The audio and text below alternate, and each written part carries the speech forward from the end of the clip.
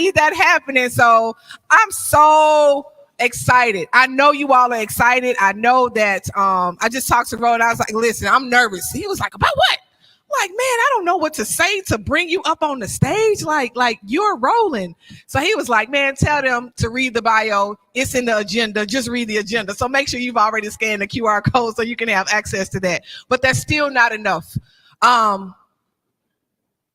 We don't have people today that we can have enough people today to have enough touch points on folks who are really, really saying and doing what needs to be said and do and done unapologetically across the country every single day. I heard a bishop say once that we live our opinions, but we speak our opinions, but we live our convictions. And I don't know of any other person that I can turn on the television every single day at 5 p.m. Central Standard Time on his owned Black Star Network to hear it.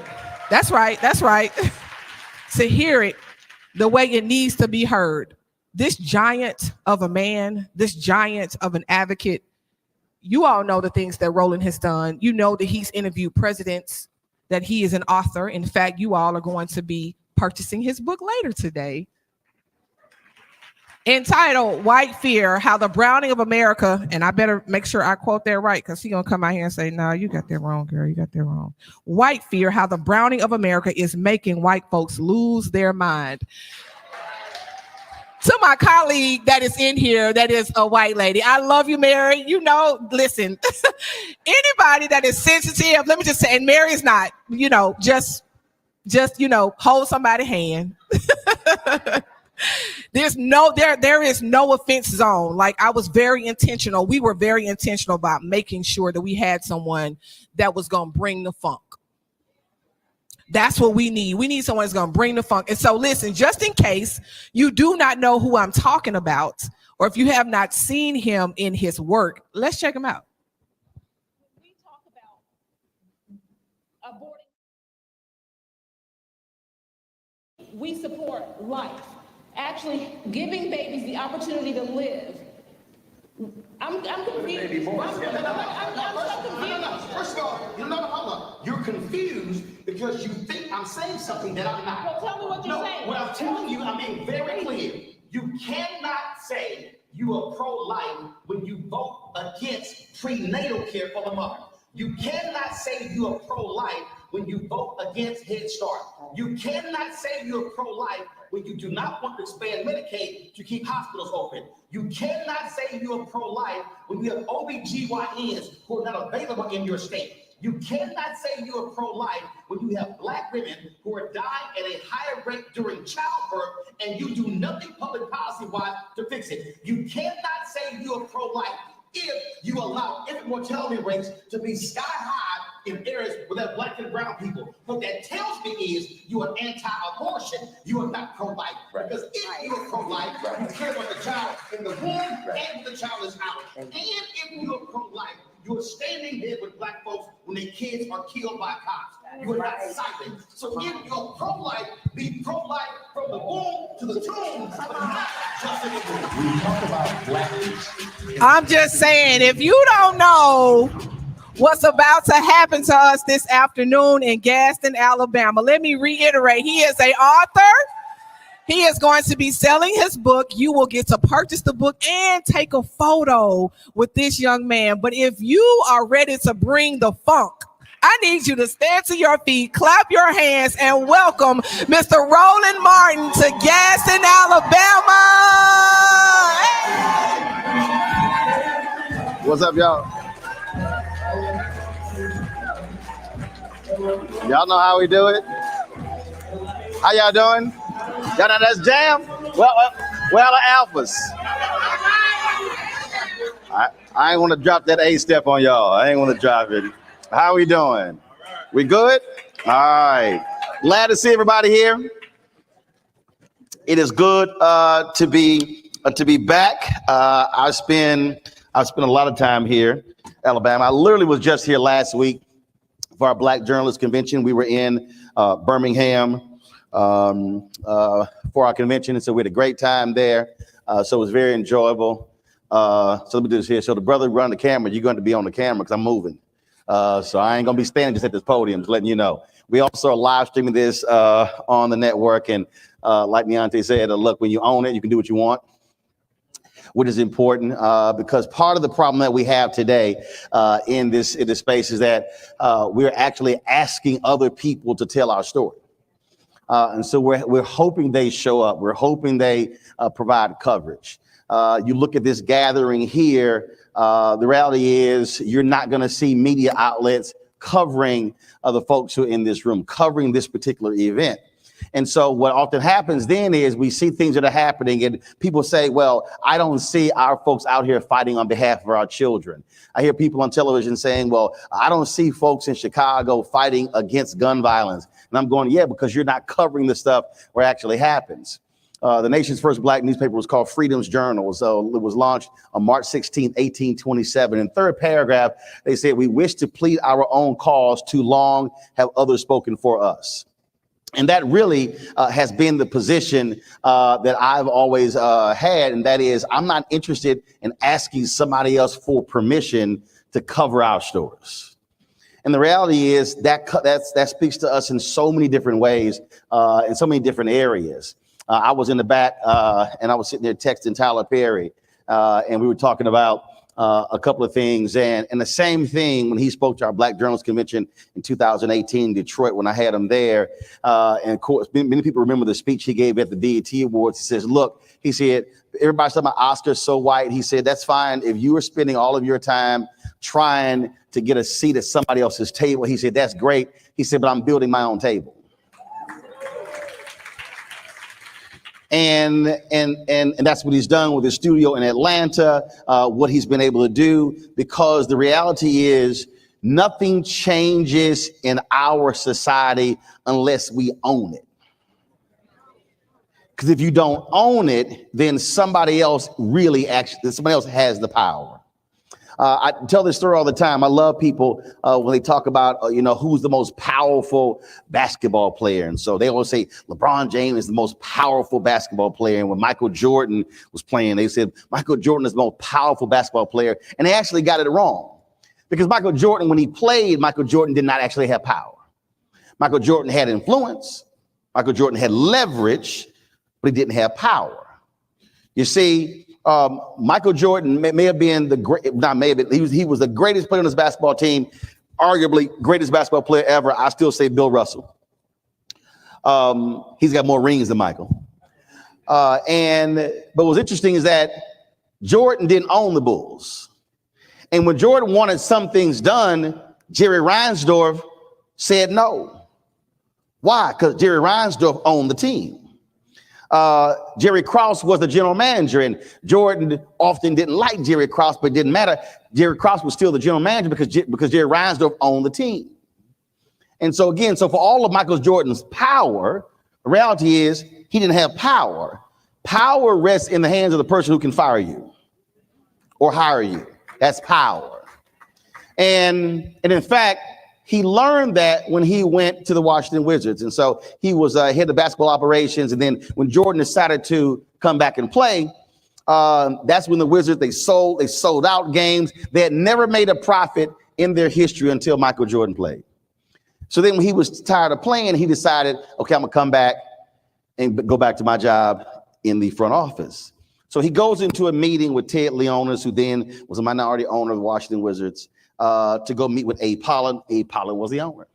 So they go in. Michael says, hey, I'm retired. I want to come back to the front office. And Abe Pollin says, well, Michael, we appreciate all that you've done, but we're going in a different direction.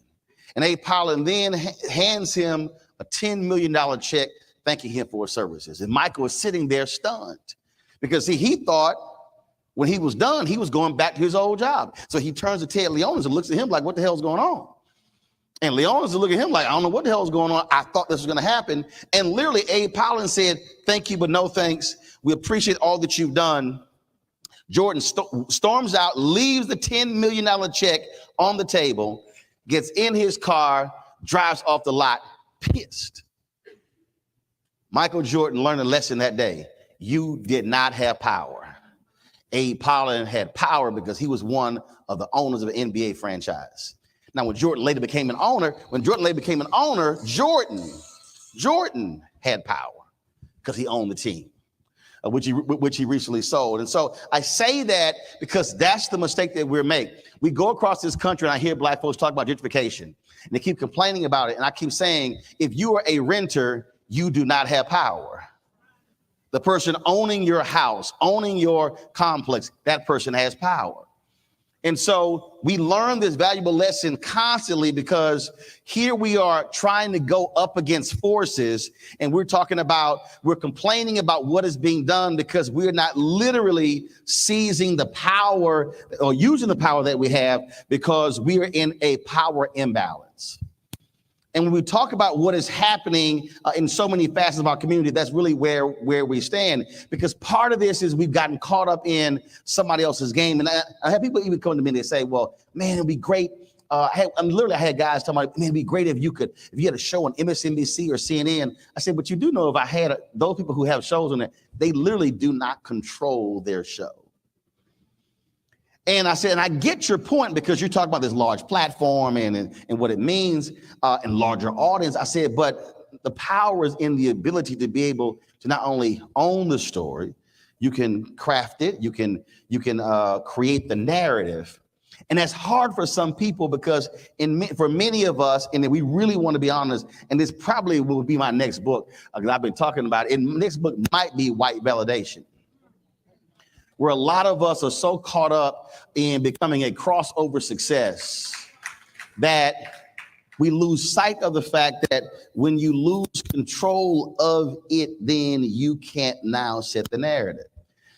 And see, so for me, being able to own the show and now own a network and have 6 other shows on the network.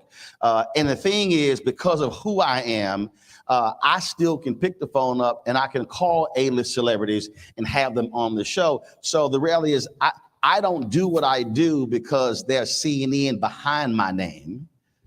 And I decided a long time ago that I was never going to be in a situation where things happen in my career because the back of my name had a title on it. There's a great movie called The Insider, and it's a true story about tobacco fight between CBS and Big Tobacco. And there's a great scene where Lowell Bergman was a producer of 60 Minutes. He says, Lowell Bergman, 60 Minutes, I wonder if my calls will get returned when that's not the end of my name. And I remember watching that movie, and I said then, I will never say that because my calls will always get returned because of who I am, not a title behind my name. And I say all of that because when we're talking about why you are meeting, when you're in a position of power, of ownership, when you don't owe anybody anything, then you are in a position to say what it is that you want to say. See, I own the show. We have no debt. I owe nobody. I have no partners. In fact, I was calling out this advertising agency, and it was hilarious because the agency was not too particularly happy. I'm only checking my text message because my niece was calling me. Is it urgent? Y'all know I'm real black. Is it urgent?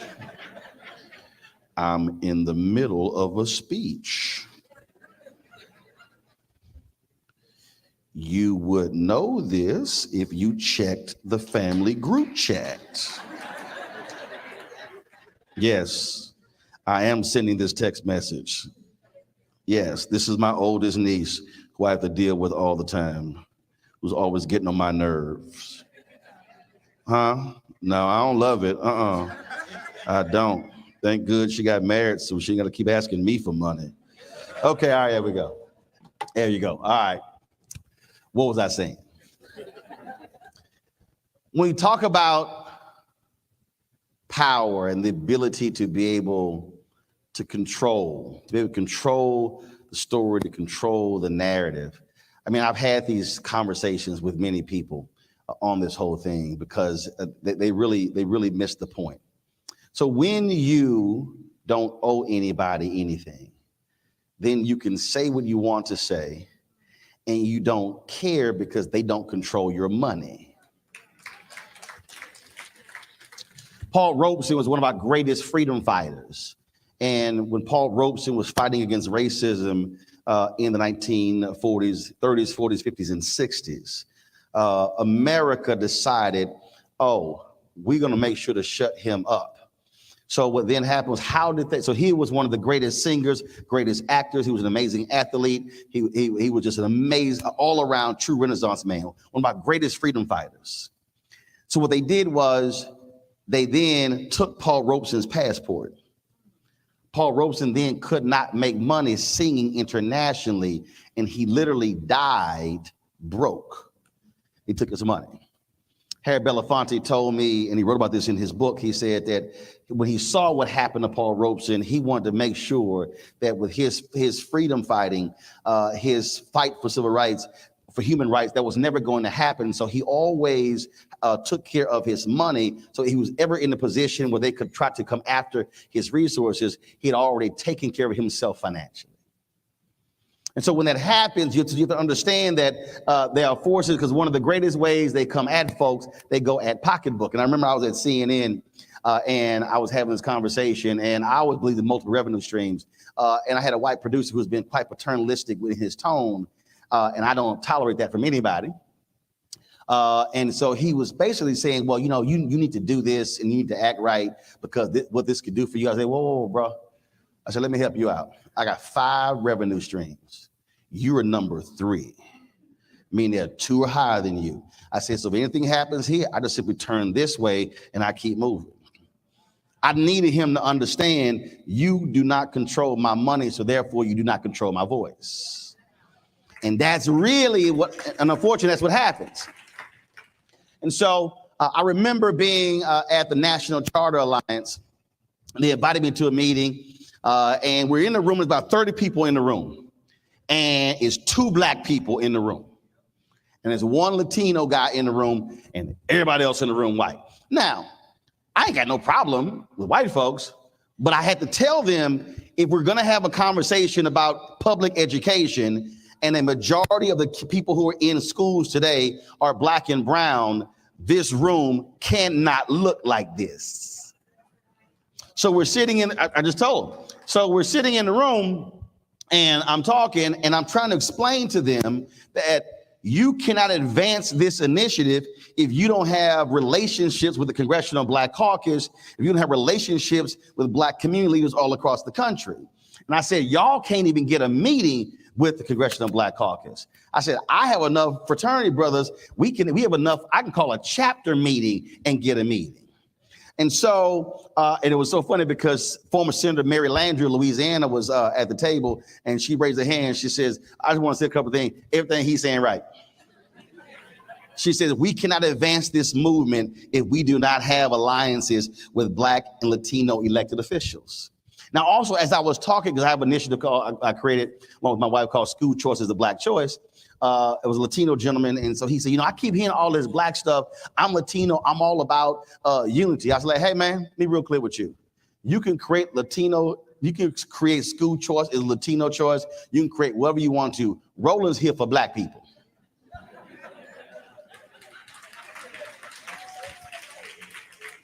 And so it was funny because the guy sitting next to me is with the Walton Foundation and a black staffer there. He really hadn't been listening to him because the guy was like, well, I don't really know who this guy is. And the black staffer was like, black people know who this guy is. And see, that was a perfect example of there are those of us in the black community that some white Americans don't know about. And the brother was kind of saying, no, I don't think you understand. Black people know who Roland Martin is. You may not know who he is, but black people know who he is. And so the guy was not sure about whether they want to do some business with me with our initiative. And I'm sitting there trying to explain to him, I was like, you can't do a meeting with black people. I can. And I was trying to explain that. So after this particular meeting, he slides me a card. He was seriously sitting next to me, slides me a card. He said, I think it's time for us to talk. I'm like, yes, it is. Now, see, understand. We're sitting, and I want you to understand the opposite. So we're sitting in a room, and there are 2 black people in the room, 1 Latino guy. Everybody else is white. I wasn't scared to be black in that room. because I can't be scared to be in that room if I'm advocating on behalf of Black people. And then when I know exactly what is happening educational wise with Black people, I am not going to walk into certain spaces and I'm going to lessen my Blackness to make somebody else comfortable when the data shows exactly what is happening economically. And I'm gonna challenge white people, I'm gonna challenge Black people, I'm gonna challenge Latino people, Asian, I don't care. My motto as a journalist is, if you do good, I'm gonna talk about you. If you do bad, I'm gonna talk about you. At the end of the day, I'm gonna talk about you. That's my motto. And so the same thing applies when we're talking about what we're advocating for. And I think what often happens is too many of us are so unwilling to challenge status quo, to challenge power, and to actually advocate for Black with a capital B. And so when we did the school choices, the Black Choice Tour, and Neonta was participating, we went to Birmingham, we went to Montgomery, went to these different places, and it was interesting because I was going up against Black people who were against school choice, who were against charters, and so I remember we had the thing in Birmingham, and there was this one person, he was like going off, and they were like, "Oh man, so and so's on your panel," and I was like, first of all, I've debated many people. I done put many people in rhetorical body bags. Anybody saw Chris Christie on ABC This Week a couple of years ago? He's still mad. That was 2 years ago. Bill O'Reilly, all of them, take your pick. I've debated them all. I ain't afraid of nobody.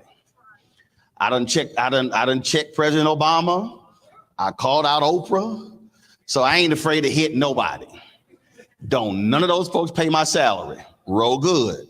And see, when you're unafraid to challenge power, then you're actually walking in your full prosperity. You're walking in your anointing.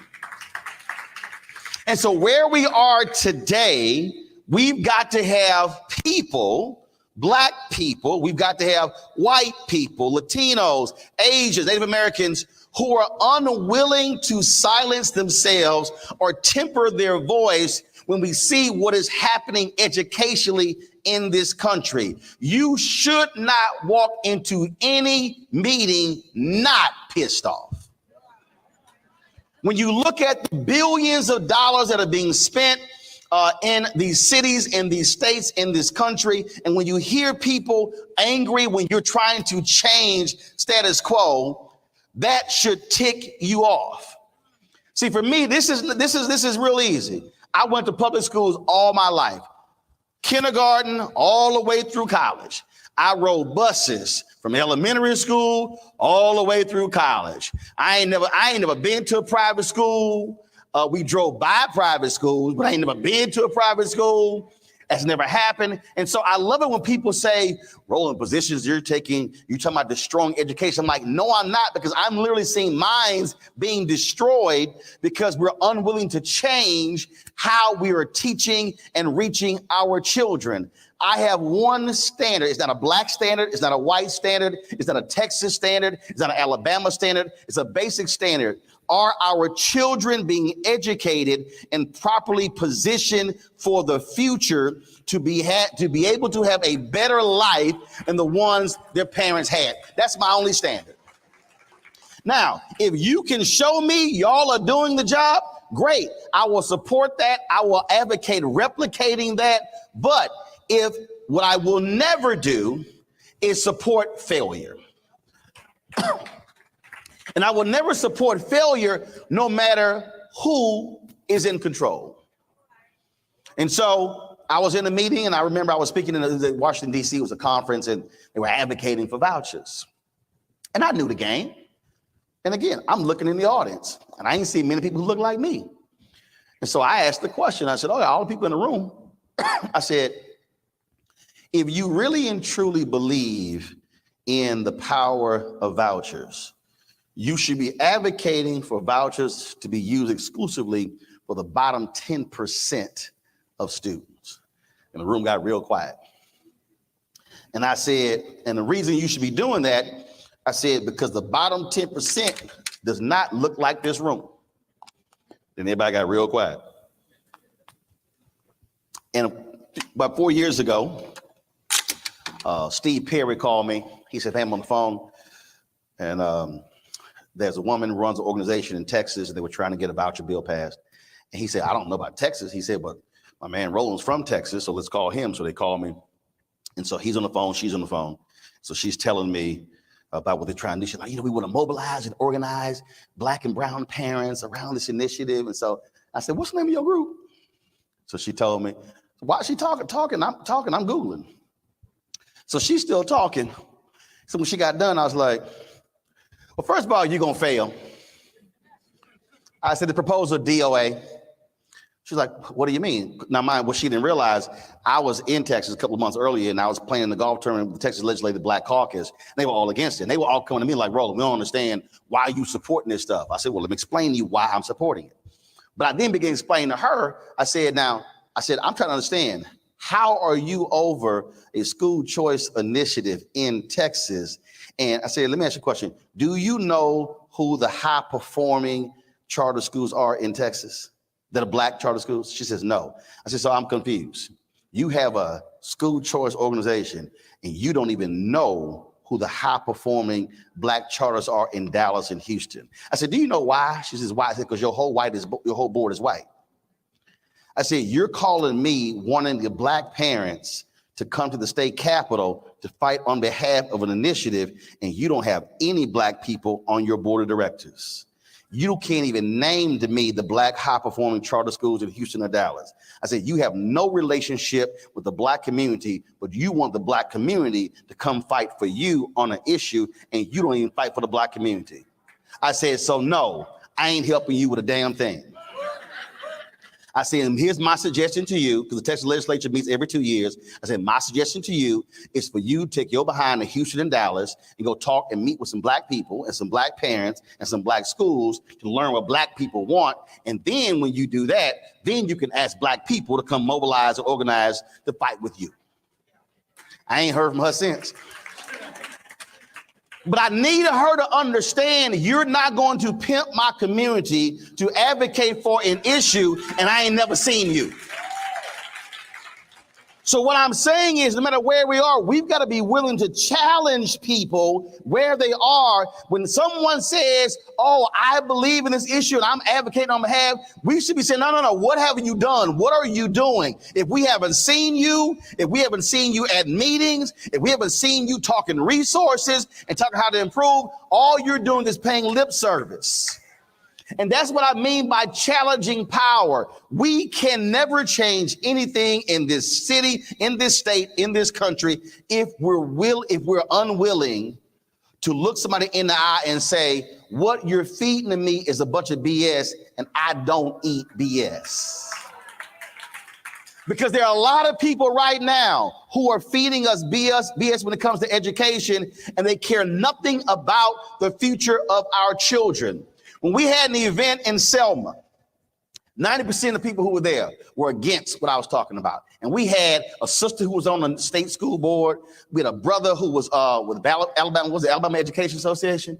That's what it was. And so I mean, he was hot. I ain't care. And I'm hitting everybody. We had a sister who was the first female Division I athletic director. And this is what she said. She said, I would not authorize my scouts to come recruit any athlete in Selma because I know that based upon the scores, they will not be able to meet the minimum academic standards to play. So because of the state of education in Selma, she said, even your best athletes will not be able to qualify for scholarships. And folks in the meeting just telling us all this. And then I love it when the people always say, that I've been on shows where they say, well, if we had equal funding, that's always the line. And so the brother kept telling me that. And so I go, have you ever had equal funding? He went, yes. And I was like, really? I said, when? And so he mentioned the year. I said, well, what were your numbers? He said, well, they're better than they are now. I said, no, brother, not an answer. I need specifics. And then finally, a sister who's on this side, she says, I got it. She pulled up on her phone. The failure rate was around, in terms of meeting test scores, around 94%. I said, bruh, you think that's success?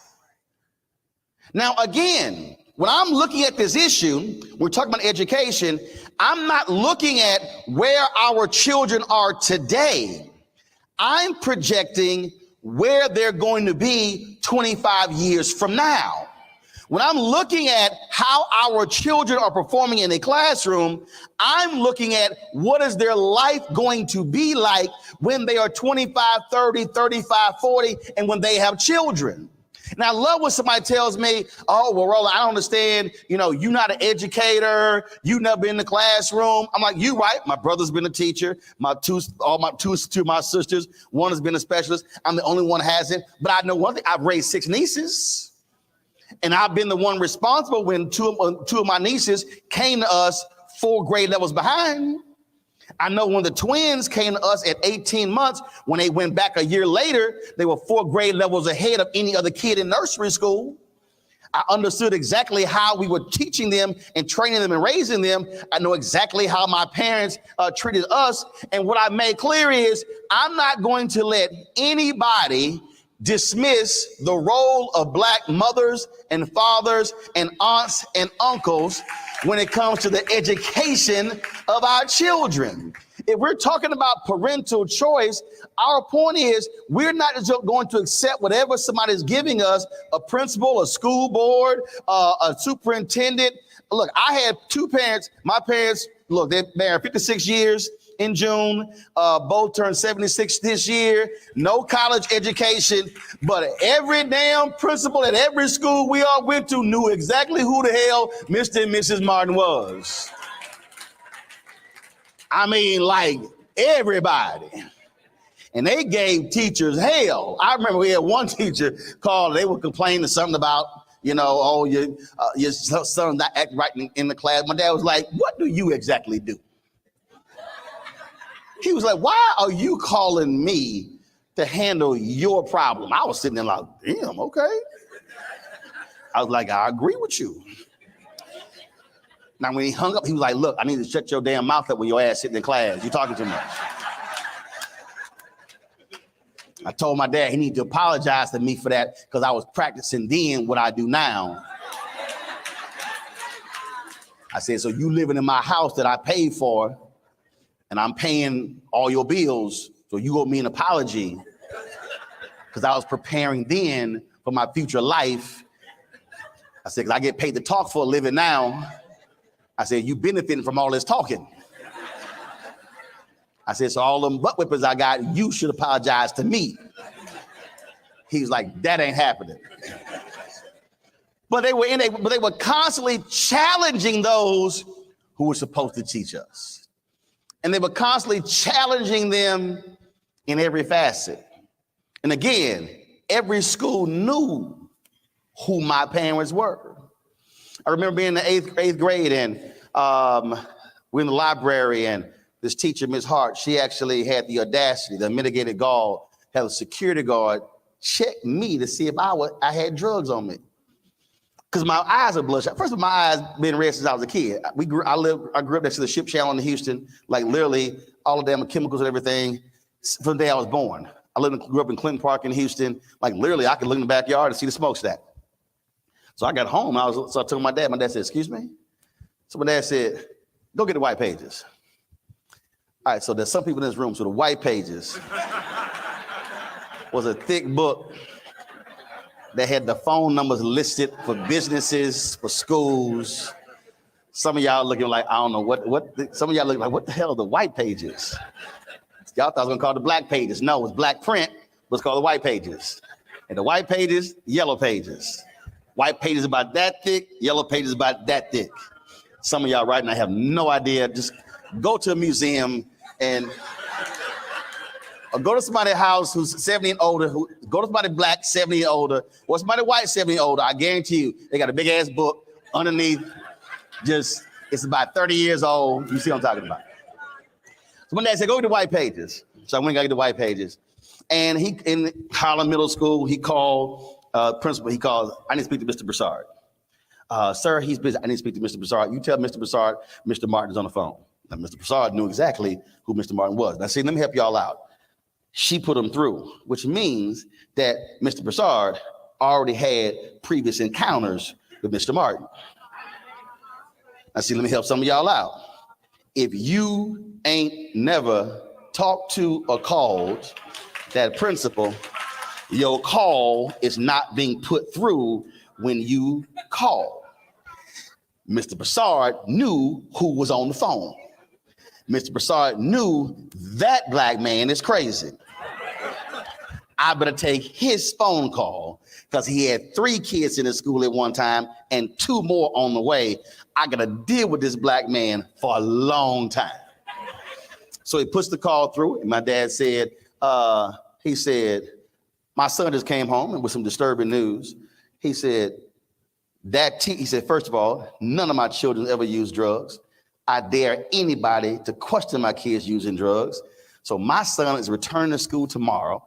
I fully expect that teacher to apologize to my son for what she did.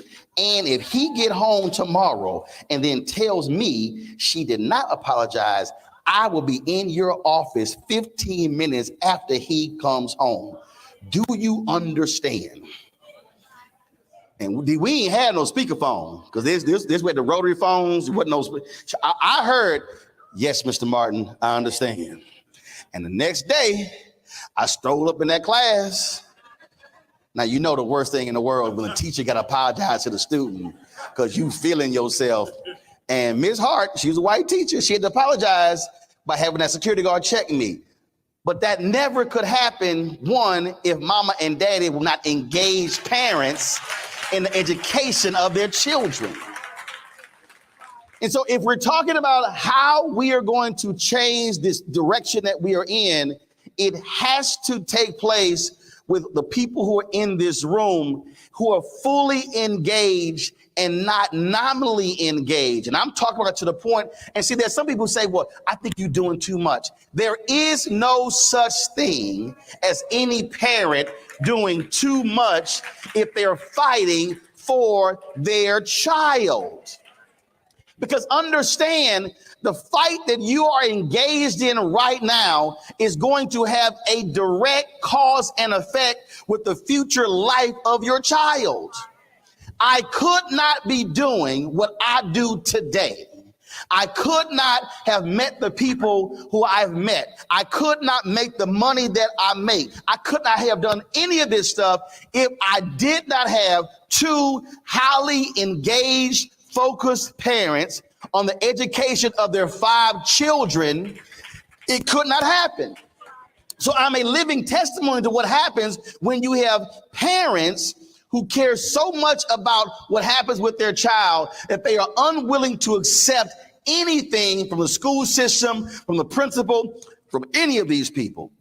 And then what then happened was, because I bore witness to what they were doing every single day in our lives, that then translated into how I was also challenging a system when I was in school. I went to school of communications, Jack Hayes High School in Houston.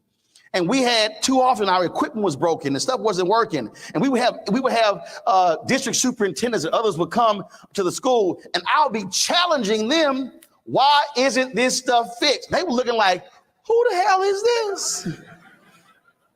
And then my principal would be like, look, y'all might want to answer his question because I was giving them hell. See, the thing is, I wasn't going to accept a subpar education while I'm going through it.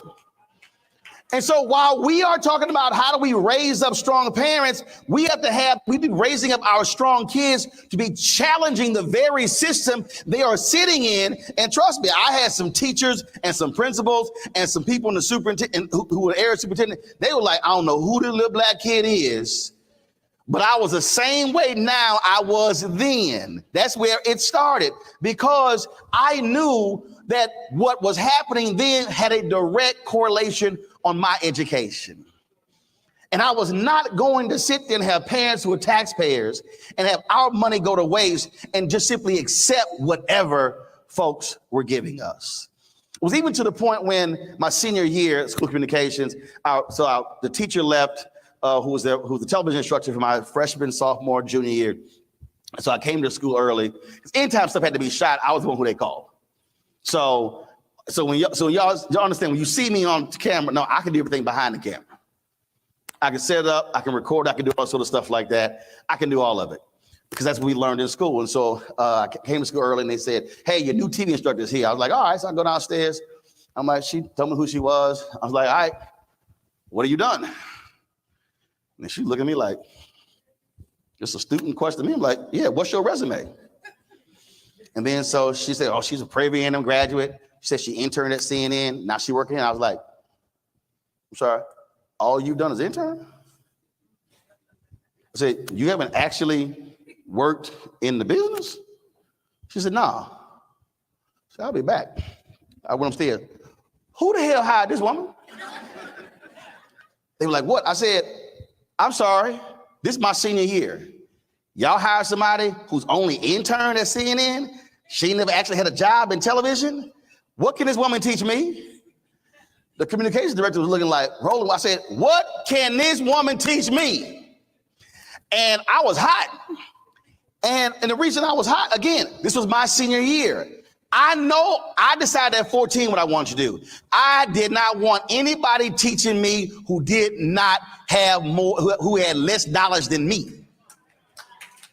That's how much I cared. So again, what I cared about came from my parents. And so me and her did not get along. I was like, she can't teach me jack.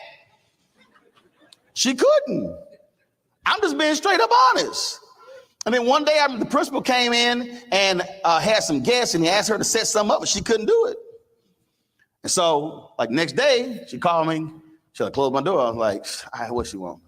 She was like, look, we need to come to an agreement. She's like, you know how all this stuff work. I don't. And I was like, yep. She was like, so we need to come to an agreement. She told me what happened. I was kind of like, you know to set that damn shit up, huh?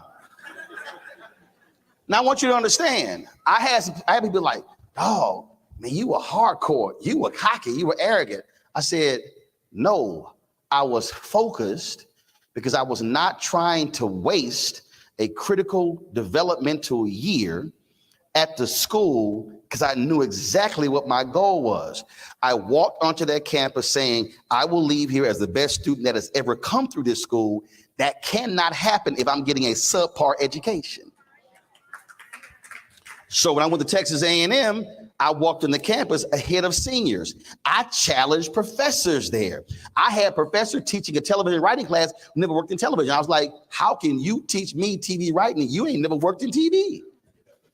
Just saying. And I literally told her, you know what? Why don't we do this here? Why don't you teach the rest of the class separately? I'll just be over here. I did. I'm trying to get you. Y'all like, okay, he really is crazy. But again, I knew what I wanted and I could not accept weak teaching because it was not going to get me where I wanted to go. That came from watching parents demand a high level of excellence from principals and teachers. And so by me bearing witness to that, I then said the exact same thing. So I'm saying all of that for you to understand what you're doing here, what you're trying to accomplish is going to have a direct relationship as to how your child sees your level of interaction in their education. And then you putting that foot against somebody's neck in the school system, I'm sure you riding their behinds real hard as well. And they're going to understand that in 15, 20, 30 years from now, they're going to say, thank God I had a mama and a daddy and an aunt and an uncle that cared about my education, because we already know what the difference between those with a college degree and those with a high school diploma when it comes to earnings. We understand the difference in terms of salary, negotiation. We understand the difference between those who own homes and those who don't. Literally, what you're doing right now is going to have a direct bearing on the future economic imbalance between blacks and whites in America. I need you to understand this thing is much. I need you to understand this is not just about you. What you're doing here can literally change the future direction of Black America. Okay, some of y'all don't believe me. I get it. Some of y'all don't believe me. Okay, got it.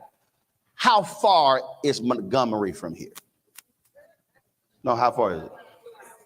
2 hours. So I want you to put this, I need you to see this a lot differently. Okay? So look to the person to your right. Just look to the person to your right. If you don't know him, just say, give him a head nod. All the Black people like, what's up? Okay? Look to the person to your left. I want you to understand that literally there are more people who are sitting in this room right now than the number of people who were sitting in a basement in Montgomery in 1955. Again, I need you to understand when I say just the gathering in this room has the potential to literally alter the history of America based upon what you're willing to do after you leave here.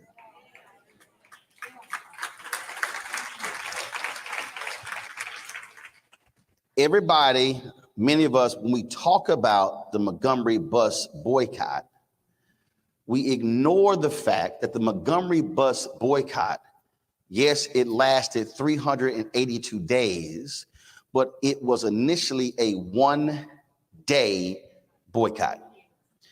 It was never designed to last 382. It was one day.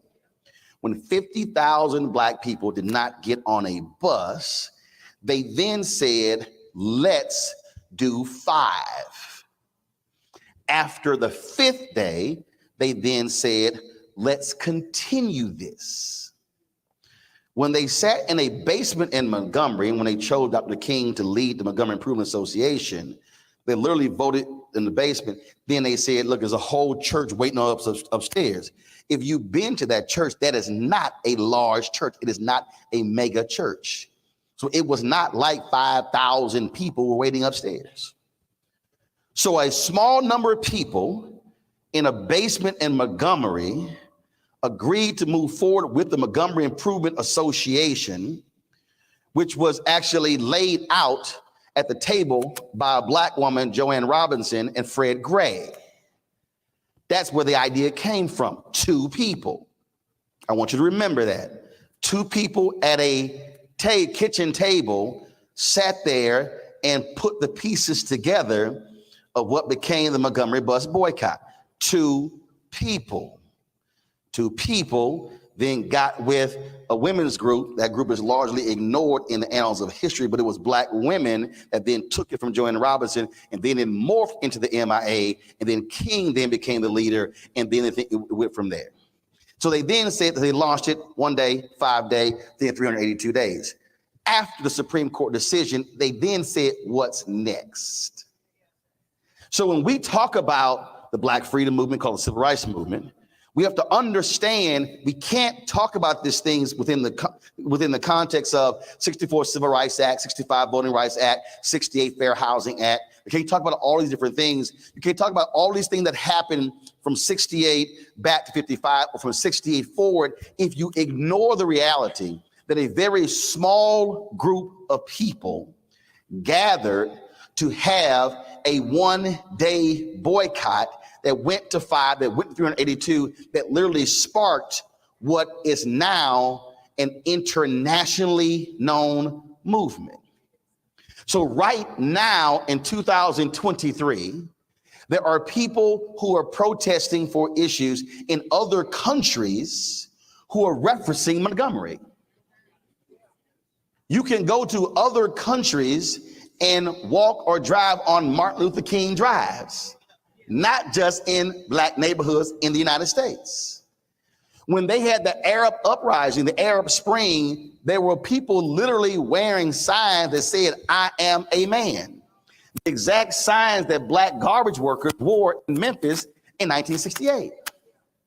So what I'm trying to get you to understand is that you should not look at this gathering on August 12th, 2023, solely through the lens of it's just a small group of us meeting, fighting on behalf of education for our children today. I guarantee you somebody in this room has said at one point today, man, this room should be packed. See some of y'all like, dang, he must be listening to my conversation.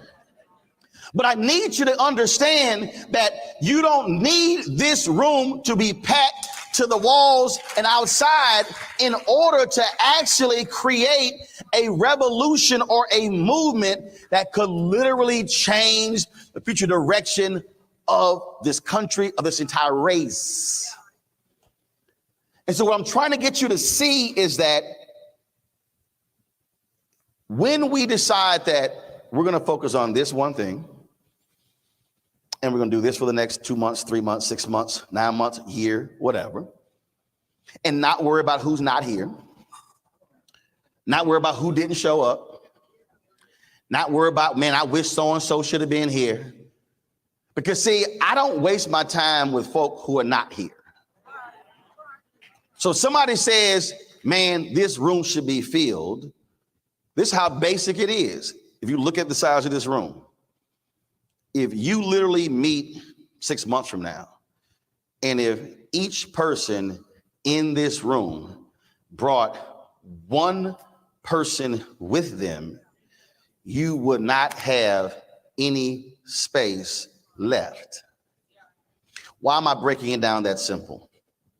It's because one of our greatest mistakes when we talk about how do we transform things, transform communities, is we're so caught up on who's not here, who didn't show up, who should have been here. We overlook who actually showed up. We focus on why so-and-so should be here. I don't worry about who's not here. I spoke to my parents' men's church, place seated 3,000, and somebody said, we had probably about 800 brothers. Somebody said, man, it should be packed. I said, bruh, I don't talk to empty chairs. I talk to chairs where somebody's seated. And I was trying to get them to understand that. So when we now step back and go, okay, you're black Alabamians for education. So now what's next? What's next? How do we now take what I call moments and literally transform them into movements? You have the bearings right now already of a collection of people that when it's time to move on school districts, you have the data of who's already showed up. So who's from Birmingham? Raise your hand. Got it. Who's from Gadsden? Raise your hand. Got it. Who's from Huntsville? Who's from Montgomery? Who's from Mobile? Who's from, so follow what I'm saying. So you already have, so the number of Gadsden folks in here. When it's time to mobilize and organize something specific with the school district, you already have the body of people to march to the school district. You bring one each, they're gonna look up and say, who in the hell are these 300 people showing up? What's going on? See, what happens is, and this is one of the greatest mistakes that we do in our community, we have short-term gatherings with no long-term plans.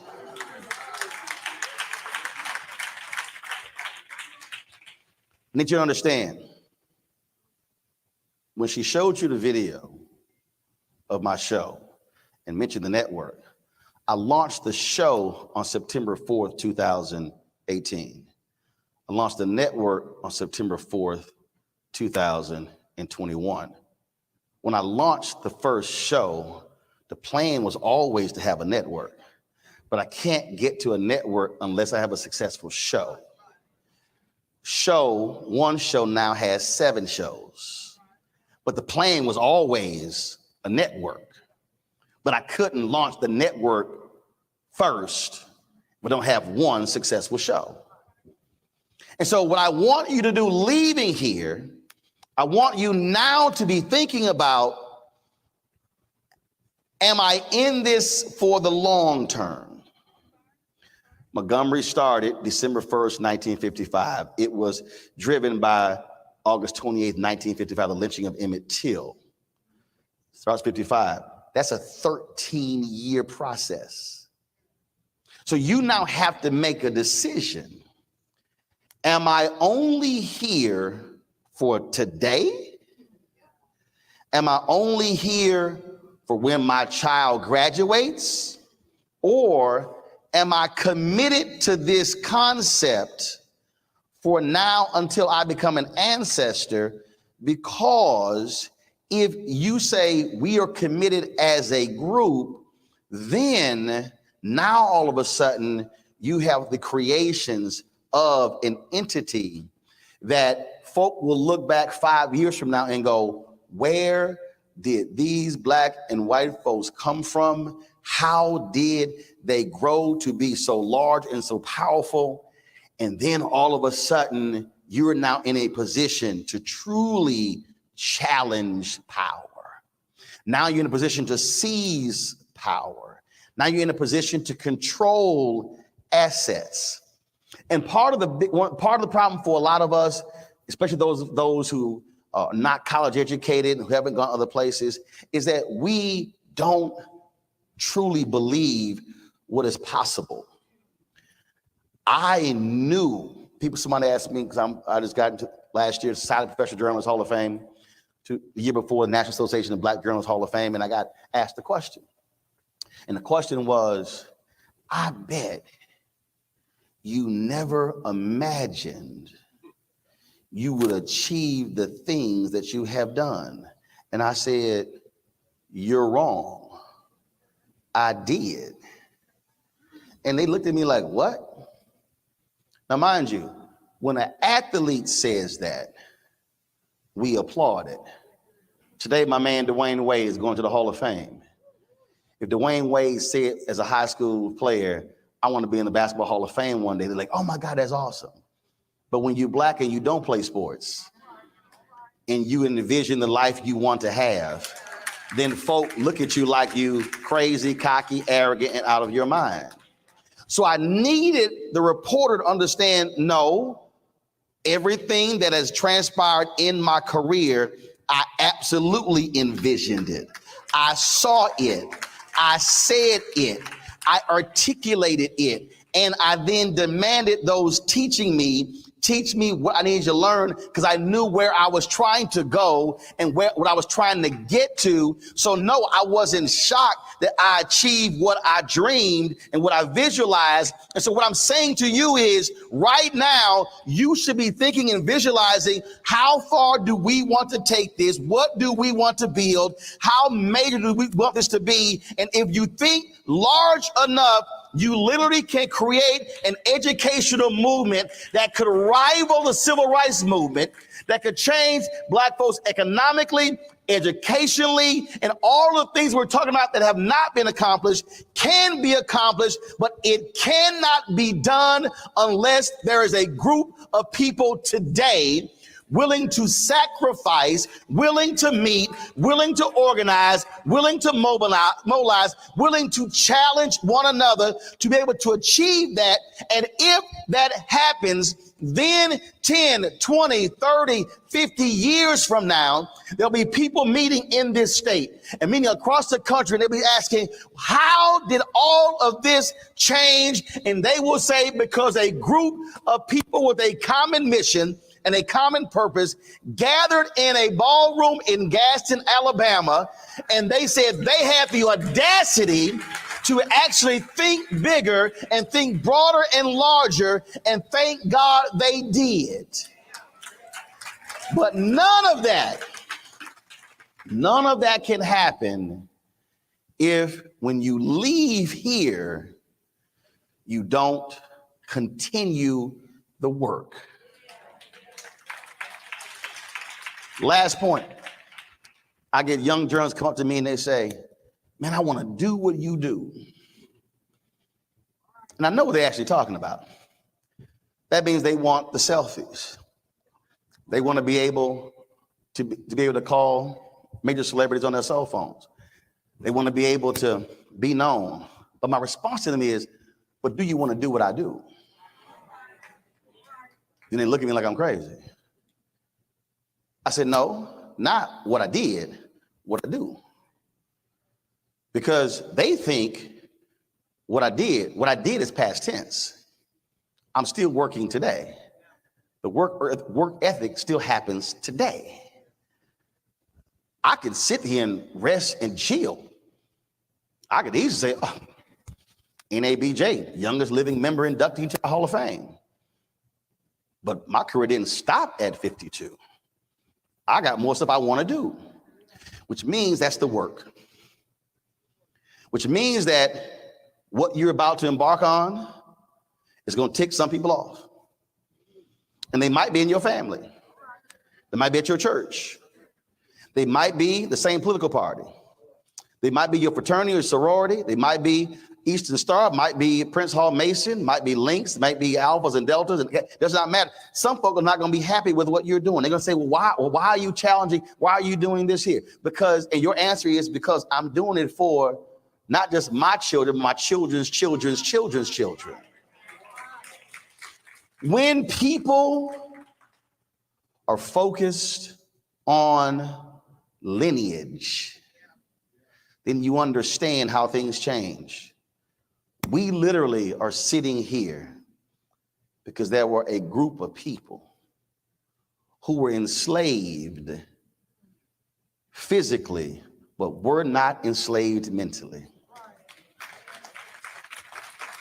I never, ever allow anybody to call Black folks lazy and unaccomplished when I cannot derive from a people that went through holy hell for 243 years, and then an additional 12 years of Reconstruction, and then 92 years of Jim Crow, and then the last 50 plus years, and we still are not fully free Americans.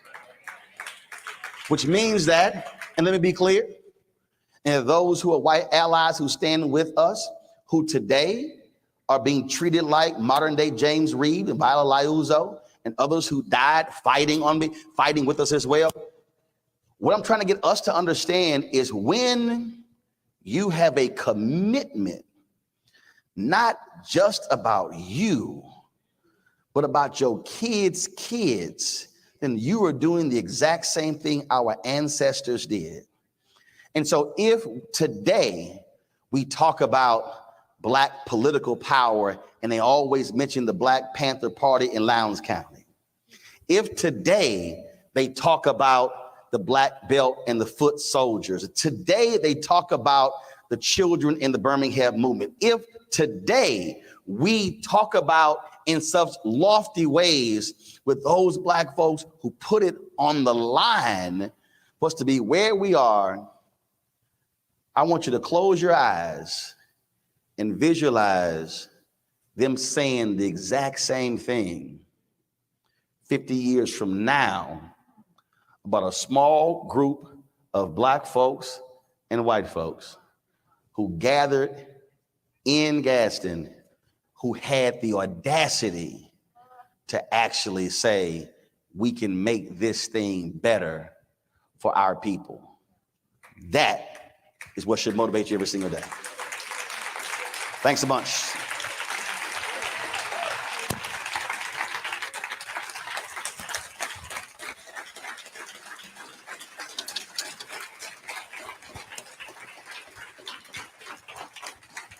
So Deontay, what we got? We got questions? What are we doing? Where'd she go?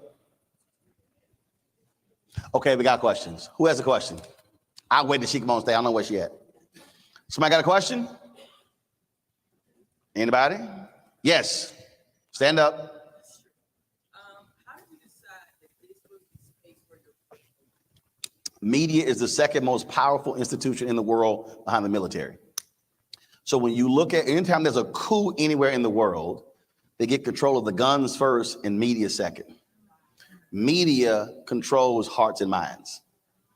So when you understand that level of power, media can build people up, take people down. Media can elevate folks and it can crush people. And so for me, it was understanding that. So it came down to two schools of communications. School of communications and law enforcement and criminal justice. Communications or lawyer, one of those two. And so that's what it was. And then when you begin to study and you begin to realize again how you can change things. I had somebody come up to me and the brother said, he said, man, you got the anointing, you should preach. I was like, nah, brother, it ain't happening. I did. I said, he said, well, I don't understand. I said, well, first of all, I said, I was in prayer and God said, I got enough people preaching.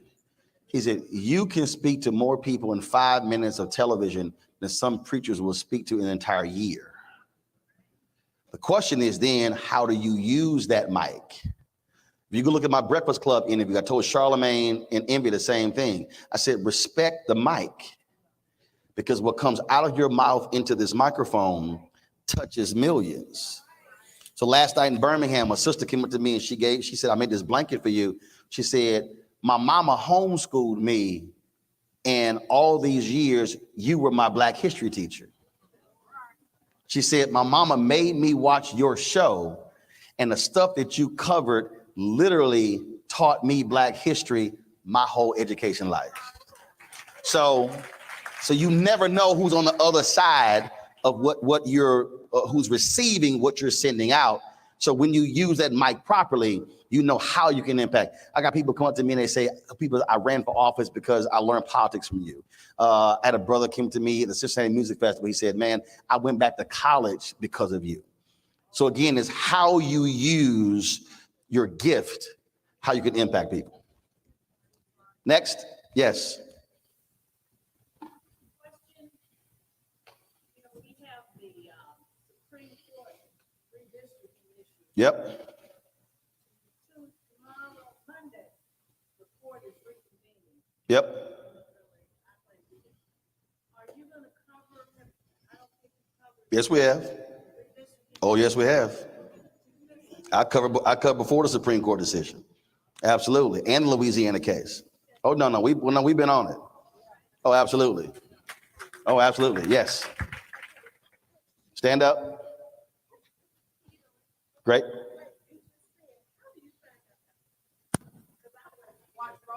Watch Roland every day. Yeah, I mean, understand. The reality is my show is 2 hours a day. We have another daily show. We have weekly shows. I mean, we cover these stories every single day. But we don't cover them just how mainstream media does. We're not going to spend 3, 4, 5 minutes. We're going to spend 30, 40, 50 minutes and then really unpacking it, but also walking folks through, having those lawyers on. The Alabama case that went to the Supreme Court, I actually had the plaintiff on the show with the lawyers on the show. So we've done that, but we also explained to people what the ruling was and what's going to happen after that. So what happens all the time, though, is when you see stories, and this is the mistake that we make when we only follow mainstream media, okay? They likely are not going to continue to cover the story. We're covering all the nuances of it. And so that's really how we do it. And so that's why Black-owned media is critically important. All the things I talked about, we're not here if you don't have Black newspapers.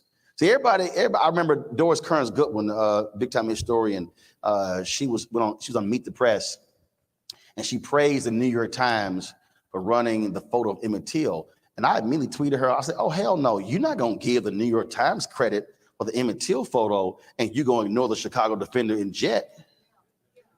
I'm like, they ran it before the New York Times, and so understand we have to watch and support our own. So that's what I'm saying. So we've been all over that story. We've had members of Congress on, we had the lawyers on, we had the plaintiff on. And not just that, again, the case out of Louisiana as well, the cases out of Florida. We've been covering the same issues in North Carolina, in South Carolina, all these states, because it all revolves around political power. And so it's the sources of information that we're getting it from. And I'm just going to tell you right now, the stuff that we do that speaks to African Americans, MSNBC, CNN can't touch. When I ran, when I was at TV One, we were the television critics tour. And actually, I said this before when I ran Chicago Defender. We're sitting with Television Critics Association. I'm sitting there with Alfred Liggins, the CEO of TV One. And so one of the critics asked me, they said, well, you're starting this morning show, but how are you going to compete with the Today Show and Good Morning America? I said, I'm not. So Today Show, Good Morning America makes $500-600 million in profit for those networks. I said, I'm not competing with them every single day. I said, but I can guarantee you one thing, they will never out-black me. And so the CEO, he looked at me, he's like, hold up, I ain't never, he black, I ain't never heard that before. I said, here's the deal. They can cover wars, they can cover all these things happening around the world, they can cover all this Hunter Biden, all this sort of stuff. But on a black story, ain't nobody out-blacking me. Nobody. And I don't allow folk to then say, well, Roland, we're going to do the interview with MSNBC and CNN. We might get to you. Oh, no, you're not. You're going to come talk to me before you talk to them. Because see, on the next story, when they don't have you on, then you're going to come to me. Then I'm going to remind you what you did last time. So I advise you, don't blow me off this time because it's going to be a problem next time. And I've told some people that. I don't allow anybody treating black-owned media second class. Nobody. So we're going to cover it. And so again, that's the stuff that we do 5 days a week, 2 hours a day, and have done it for almost 5 years. Next question. No more questions. No more questions. I'm gonna take one more question. One more. I'm taking one more question. All right, one more. We started late. It's on you. Tell me no more questions. Can I co-answer that question? Go. Okay, I just want to co-answer by saying the way you stay informed is know who you elected to serve you. Yep. Know who your school board rep is. Know who your city council member is. Know who your state senator is. Know who our state representatives are. I'm an elected official, and I'm telling you to know me. But even if, like I said this last night, everybody black in Alabama think Terry Sewell is their congresswoman. No. Now, let me be clear. You might live in somebody else's congressional district. You are still a constituent. They still answer to you. What many of us do, we go, oh, I didn't vote for that person, so I'm good. No. You are still a constituent. And so I grew up, again, parents who were involved in the civic club, challenging. I remember speaking to the city council when I was in 10th grade. So you are a constituent. Understand, this governor has to answer to you. This attorney general has to answer to you. The State Board of Education has to answer to you. You cannot be, when you walk into any of these meetings, you lead with, I am a constituent. You are not going to ignore me just because I'm not white or conservative. Look, Texas, I'm a graduate of Texas A&M. We just went through this ridiculous debacle where they didn't want to hire the sister, Kathleen McElroy. We got text messages where a board of regents are saying, oh, this is an awful hire. I thought we were creating this journalism school to create more conservative journalists to get our message out. I call for those two to resign. I said, if you're members of the Texas A&M Board of Regents, you represent the state, not your white conservative interest. And other people kind of like, well, and I made it clear. I said, I'm going after all of y'all. So again, that's where we have to be unwilling to challenge power and knowing very well who represents us. Last question. Who we got? Last question.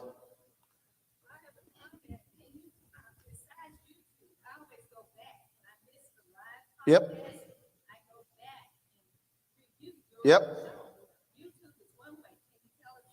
Well, our Black Star Network app. So you can actually download our app. We're on the Apple phone. Everybody got a Fire Stick. Yeah. Download the app on your Fire Stick. Android phone, Apple phone, Android TV, Roku, Amazon Fire TV, all of those. But also, again, go to YouTube. At the end of the day, that's worldwide. So we're on there. You know, our network. We're on Plex. We have a 24-hour streaming channel on Amazon News, on Plex TV as well. But we're on all different platforms. But I make it easy to folks. Just go to the YouTube channel. And if you missed the live show, we then restream it 5 times in the next 24 hours. And the beauty is, the content is always there. And that's the piece. And so these things are continuing to happen. These issues that we cover, again, we'll be restreaming this. And again, that's the power of when you control the platform. You're not asking somebody, can you please cover this? We're like, we're good. We got it because we own it. Where'd she go? She come out here telling me no more questions. Now she gone. All right, I'm gonna take one more question. You move, you lose. Yeah. No, you moved.